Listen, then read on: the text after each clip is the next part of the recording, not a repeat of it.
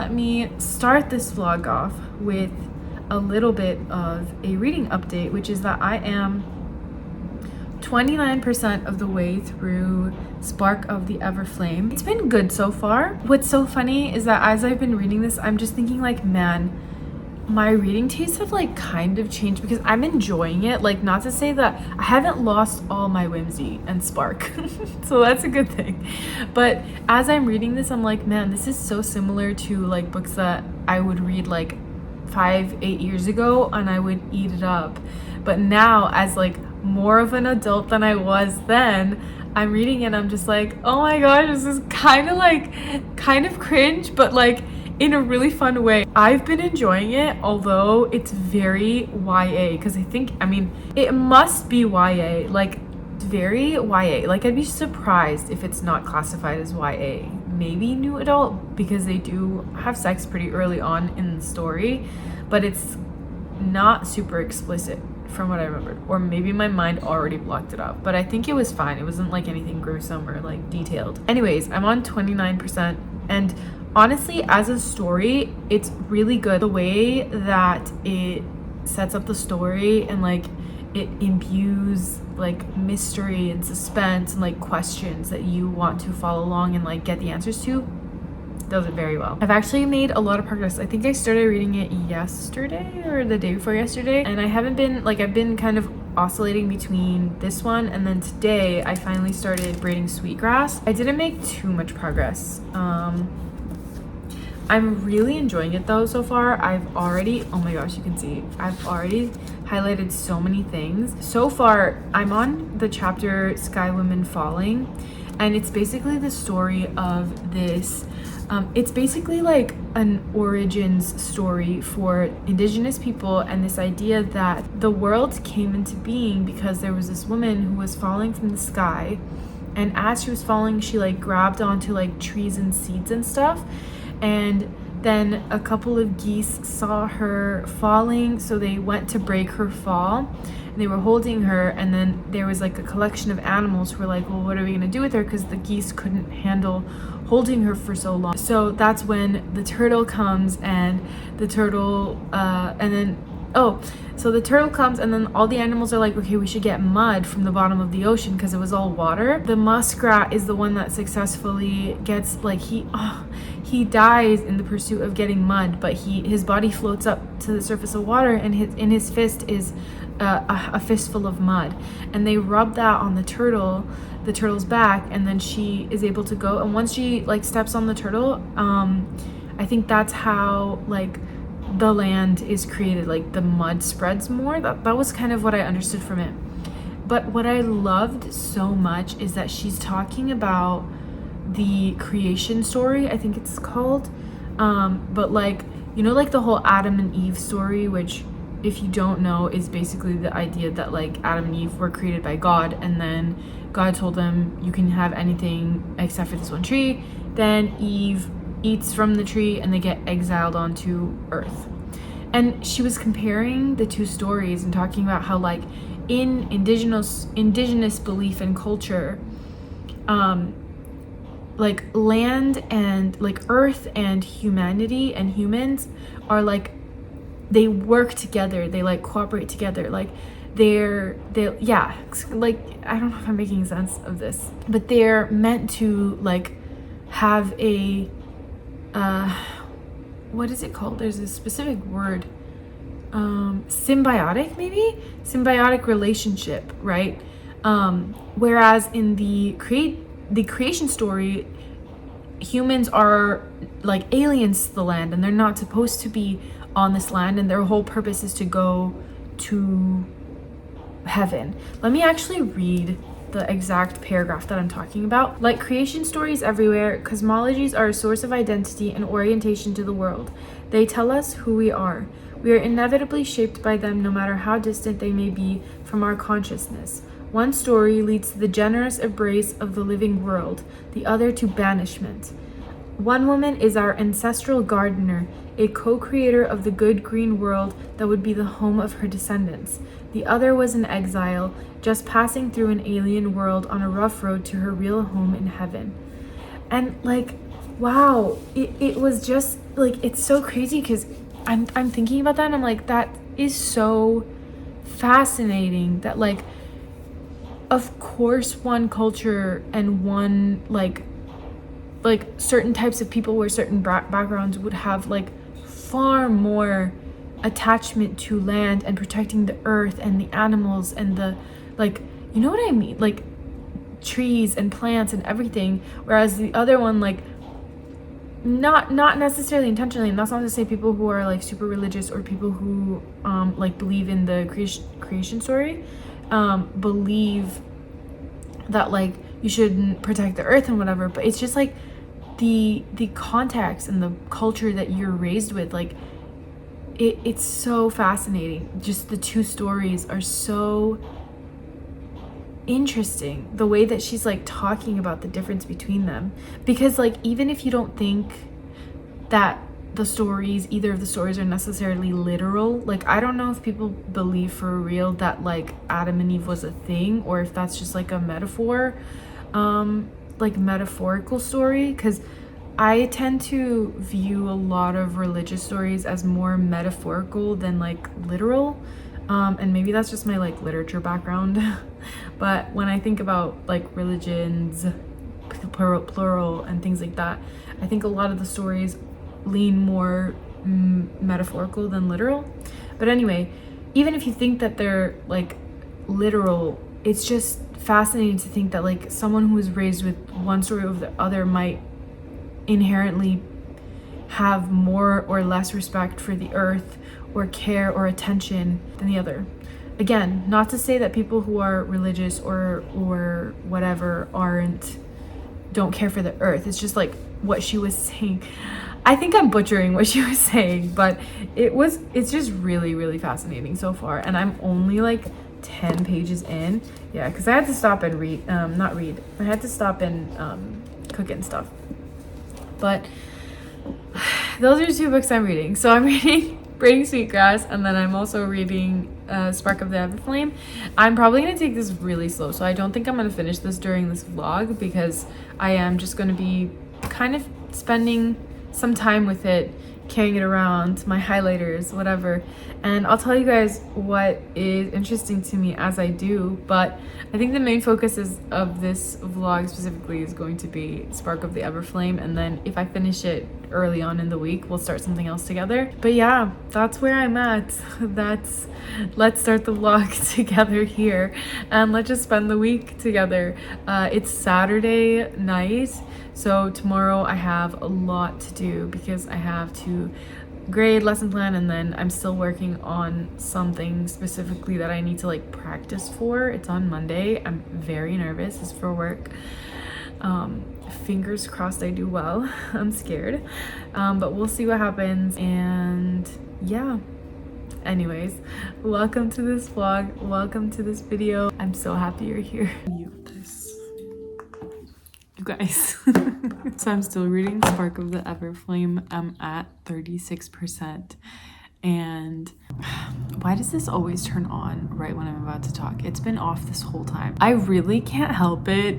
I love me and enemies to lovers, and I think that's what's happening here. I pulled this down so that it doesn't count towards my screen time. I should just turn it off. But Prince Luther, is he gonna be the actual love interest? Because Henry, he's nice and all, but like let's just say I love another love interest. I'm having so much fun. This story is actually like kind of giving like how I felt first reading Akatar like years and years and years ago.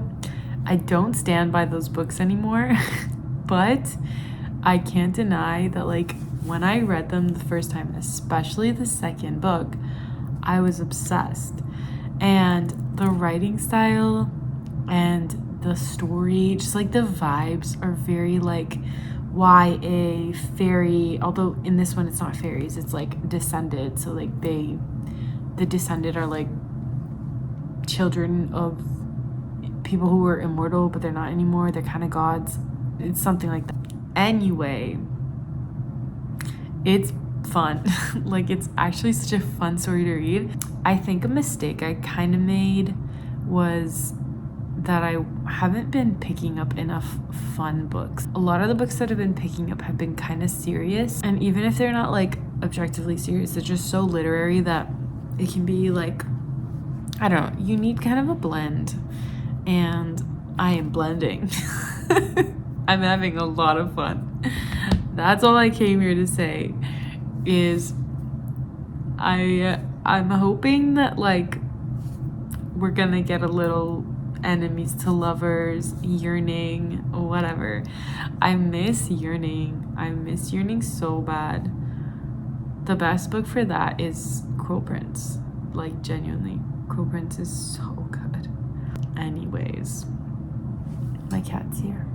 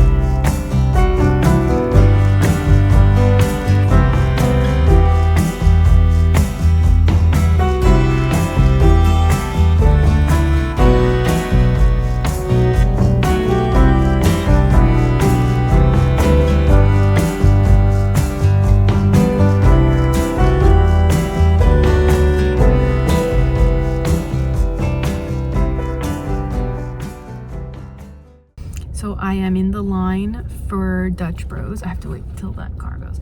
But I'm in the line because I'm on the way to a concert. I actually was meant to go to one in Massachusetts, but some like work stuff came up, so I couldn't go. I had to cancel my flight and everything, which was pretty depressing. And then I got so lucky because, like, out of curiosity, I was just Googling to see if she was playing in like Texas or whatever, somewhere that I could access. And she's playing in Dallas this, like, today, but it was like this Friday when I checked on Wednesday. And so I literally kept going back and forth, and then the ticket prices dropped, and I was like, okay, I'm gonna go, because I've been trying to go for like years, and this is the third time I've bought tickets, so third time's a charm. The first time I tried to go was 2018, and then I couldn't go because I ended up moving. And then the second time was because of work, literally this past, like, the time that I was supposed to go. Anyway, I'm on my way now. I just decided to stop at Dutch Bros really quickly and get coffee before I have a 3-hour drive left. So, I'm so excited.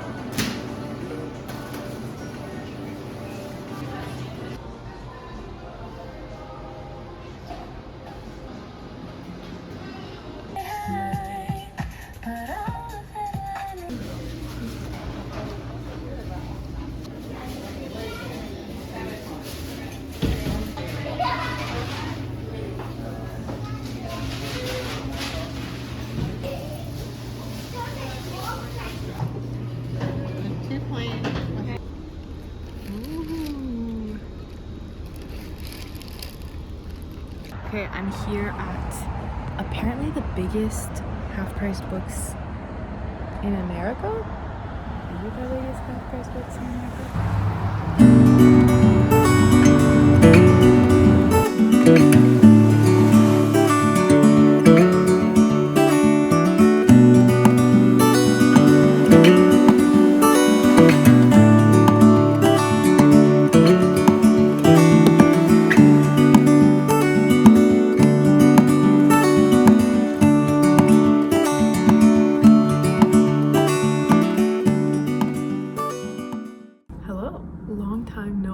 I have been for 2 days like keep thinking to myself I need to give an update, and then I've just been so busy getting back to work. I think it's gonna. Anyways, this is the best matcha I've made so far. The ratio is 3 grams of matcha, 50 milliliters of water, 3.5, like 120 milliliters of oat milk, and then full of ice with 0.11 ounces of honey, 12 ounces of lavender syrup, and then 0.18 of lavender syrup and 0.567 of raspberry syrup. Turned out pretty good today. I'm saying that more for myself than anything else because I don't want to forget the ratio that I got right this time. Best one I've made so far. I have a little bit of a haul to show you guys. I'm so excited. Plus a bunch of reading updates because I have been reading pretty regularly. Actually, one of these books is not part of the haul. But anyways, we'll get to that in just a second. 2 of them are not. I put 2 of the books that I bought away because they're already books that I read, so I'll just mention them briefly, but didn't really want to talk about them. I just found them for cheaper than anywhere else because it was the half-price books, but I'm going out of order. So let's start with the haul because that'll be easier to show you guys. So I got a total of 6 books for our pictured here. The other 2 was Everything is Tuberculosis. There was a large print version, but I was honestly like, that's fine, I've already read the book, plus I want to have it on my shelves to give to my friends and family if they want to borrow the book, because I just loved that book so much. It was so impactful in my mind. I still think about it like constantly. The other book that I bought was Enchantment of Ravens by Margaret Rogerson. I have Vespertine and Sorcery of Thorns, and I read Enchantment of Ravens years ago, and I really like that book, so I decided I wanted to copy it to like complete my, well, it's probably not complete, but like to add to my collection of Margaret Rogerson books because she is a pretty good writer. I like what she does. I really like the fact that she does like a lot of standalones. That's actually something that I kind of want to write better, is like standalone novels instead of like always something that's going to be part of a series. Then I got these, so I'll tell you why I got them. You're going to notice that 3 of the 4 remaining books are by the same author. So first I bought Howl by Allen Ginsberg. I've heard so much about this poetry. I've heard so much about this poet, but the thing is, I'm not super familiar with most poets in the world, and I've been wanting to practice poetry because I'm actually really bad at writing poetry. Like, I'm so bad at it. Every time I've attempted, it's just been like kind of a disaster. I think I get too caught up in this like idea of like withholding, and then what ends up happening is my poems are kind of stunted. That's the only thing that I know, because I don't know anything about writing poetry. I'm not good at it at all. I'm not even that good at writing short stories. I feel like my main strength lies in essays and novels, like novel length things. Anyways, so I got this because I really want to get into reading more poetry, and I just like that it's like such a small little book. It feels manageable in a way. I've been saying that for a while now, but I genuinely want to like get serious about practicing poetry. I just don't know how to find like workshops and stuff to join outside of like school, which I wasn't majoring in poetry, and also I felt very intimidated by the poets in my program, so I never like practiced or tried. And now I kind of regret that. I kind of wish that I'd engaged with them more. But at the same time, sometimes they were icing people out. So anyways, that's neither here nor there. Howl by Allen Ginsberg. I've heard so much about him as a poet, and I just really wanted to read about it. He was born 40 years before me. That's too much information. I don't care, you can know my age. And then I bought these 3 books. So everybody's obsessed. And what I've noticed is like in the in the like reader community, in the writer community, everybody's obsessed with Joan Didion. And I did not know who she was. Like I just knew that she was a writer and she'd written a couple things about like her writing process, but I didn't really know anything about her. I still kind of don't. So I just been really on the hunt for something by her, some things by her. And then when I saw these stacked next to each other, very cheap, like very cheap copies, I decided to just take them all. It was also the fact that when I was reading the back, it was interesting to me. I mean, I feel like the one that called to me the most is this one, Being Afraid of. Oh no, this is not the one I'm talking about. I'm talking about this one, Blue Nights. I read on the back because she was talking about it was this new book by Joan Didion is an intensely personal and moving account of her thoughts, fears, and doubts regarding motherhood, illness, and growing old. And like I personally have been thinking about these things a lot. So I was just like, damn, I kind of want to read that. And then this is I picked this one up specifically because I heard that it was her, like it's one of her most referenced works is what I've realized. What I've like noticed is a lot of people talk about this one. And then finally this one, I think this one's fiction. Yeah, this one's fiction by her. And I was like, okay, I'm picking up 2 kind of memoir nonfiction books, and then I decided to pick this one up as well. I'm so delighted with my little haul. I'm actually so desperate to start reading these, but I'm in the middle of a couple of the other books, and I also have another book that I need to start. So let's get into reading updates. I finished Spark of the Everflame. I don't think I mentioned that because I think at the beginning of this vlog was when I was talking about how I was in the middle of Spark of the Everflame, but I finished that one. It was good. It was enjoyable. It's honestly just such a fun read is what I'm realizing. Glow of the Everflame, which is the 2nd book in the series, I'm reading it now. It's good. I will say I kind of enjoyed the first one a little bit more. This one is leaning more towards like cringe, kind of like, I don't want to say simplistic, but kind of like less complex writing style, which is fine, especially for this genre. But yeah, I'm 48% of the way through now, if you can see. I don't know, 48% of the way through. I think once I finish this one, I am slowly starting to be like not super interested in the rest of the saga, so we'll see.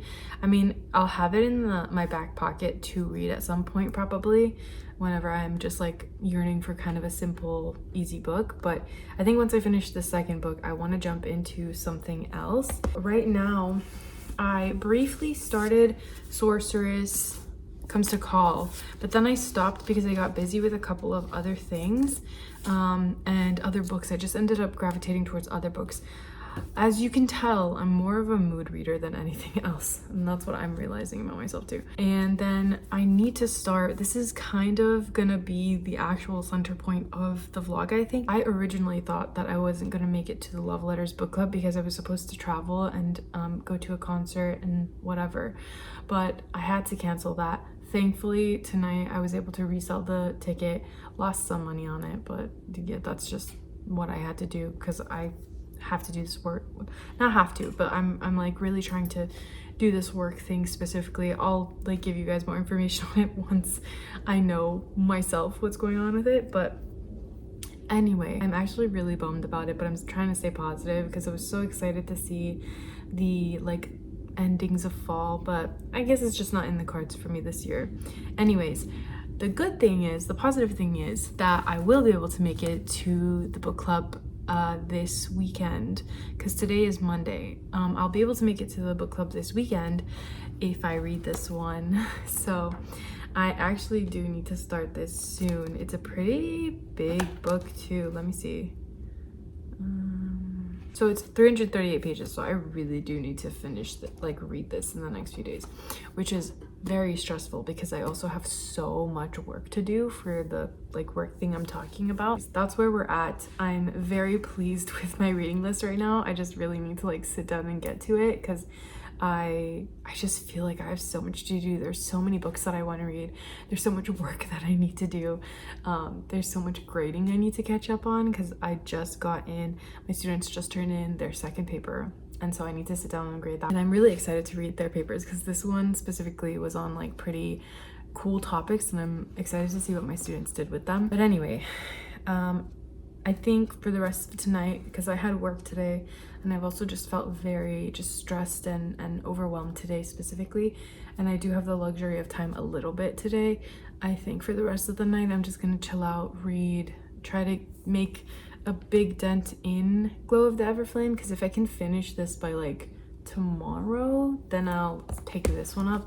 I kind of don't want to pick something new up before I finish the book that I'm halfway through, because knowing me, I'll just not I won't pick it up or I'll forget, and then I'll be oh, I don't know, because it's been so long. But yeah, so let me put this in here. Dare I say, I make matcha better than outside. The plan for the rest of the night is read, chill, feel a little zen.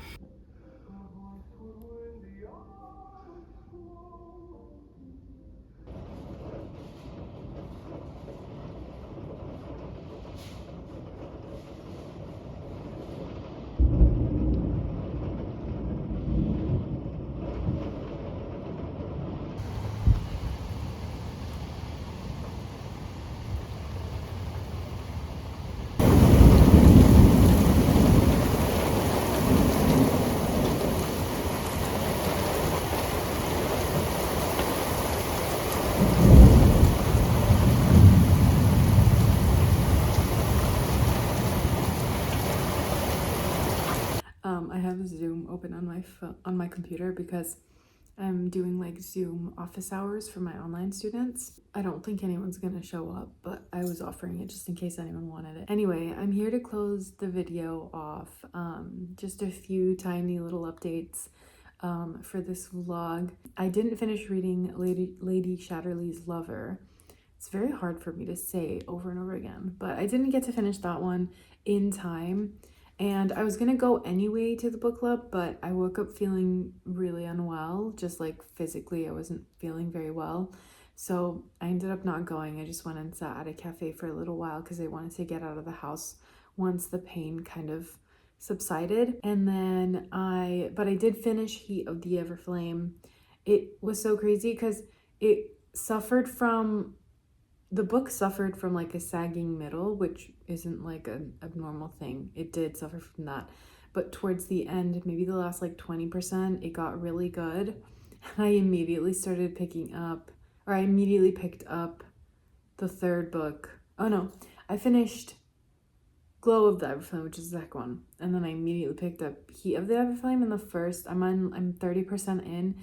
And the first 30%, the first 20% was really good, but now it's feeling a little bit repetitive. I'll get into that later on, maybe in my next vlog. I am in the middle of that one now. Still reading Braiding Sweetgrass, still reading Lady Chatterley's Lover, because I do want to finish it anyway. I think I'm over 100 pages in. It's been an interesting novel, not what I imagined in my head, but I also had no reason to make the assumptions that I'd made about the book. It was purely based off of just me imagining, based off the cover and the title. Reading's been going well. I did the work thing. Now there's just one more part of it that's left. Still feeling pretty nervous, but I'm glad that the book, the main part of it, is over. I'll let you guys know what it is once I know what it is for sure.